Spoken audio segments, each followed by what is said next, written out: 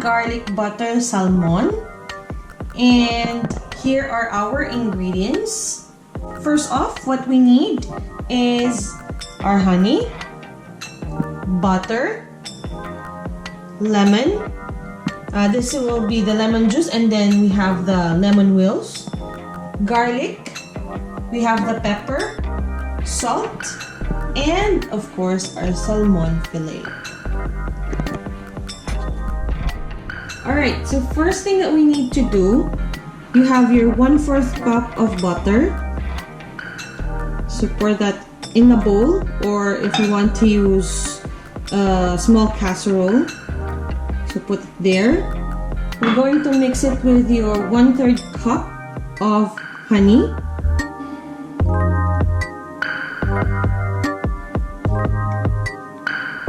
And we'll also mix with your 2 teaspoons of lemon juice, or if you don't have measuring teaspoon or measuring spoon, half of your lemon, you squeeze that, and that's already the lemon juice that you need for this one. So let's mix it together.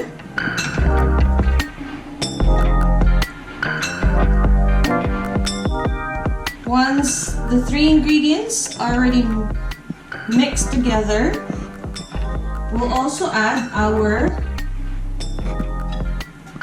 minced garlic. So let's put that minced garlic over there, and then let's also mix it. This is going to be a very easy recipe. And then let's add some pepper. This is optional depending on your taste.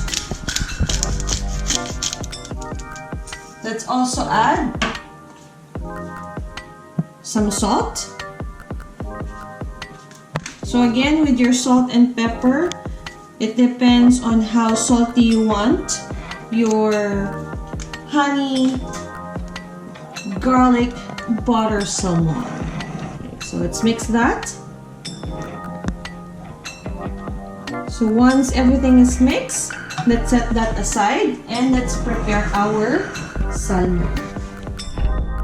Okay, so next we have our oven tray, and then we also have our foil. Now, even if we're going to put our salmon inside the foil, we still need our tray para hindi pag-drip dun sa mismong oven mo yung mga excess oil niya. Kasi kahit na sealed yung foil, there's still a tendency na mag-spill yung mga oil na habang nag-bake. Alright, so lagyan natin yung foil dyan. And then our salmon fillet, let's put it there. And yung butter, honey, and your lime juice mixture with the garlic, let's pour that there. There you go.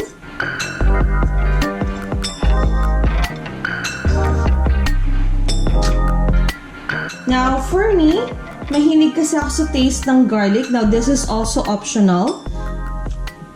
I finish it with garlic powder. So, lalagyan lang natin ng konti lang naman on top to add some extra flavor. Yeah. Now, once we have the mixture, we put some garlic powder. Let's close it. Let's seal the foil. Now, this is ready to be baked in our preheated oven. You have to preheat your oven for around 330 degrees Fahrenheit.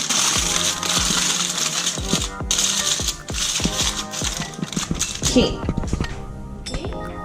So let's put our salmon in our oven, and this is already preheated at 340 degrees Fahrenheit.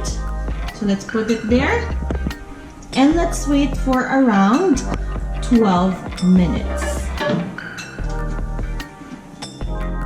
Alright, so after 12 minutes, let's turn that off and let's check our salmon.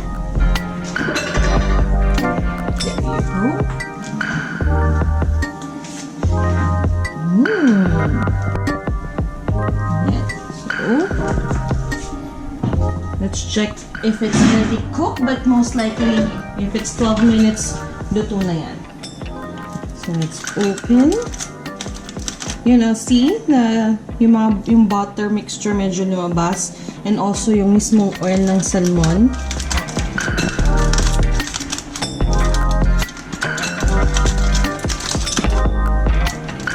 There you go. So after that, we'll put our lemon wheel on top to add some more flavor with our salmon. And next step, we will put this on our grill. So ang oven natin, we also have our top grill. So to turn on natin yan, so there's a bit of roasty part of our salmon. Okay, so ready na ang ating salmon. Binuksan na natin ang ating grill part at inangat natin yung level to at least one level up. So let's put that there. And this will be for about 3 to 5 more minutes. Okay, so after 5 minutes on the grill, let's check our salmon.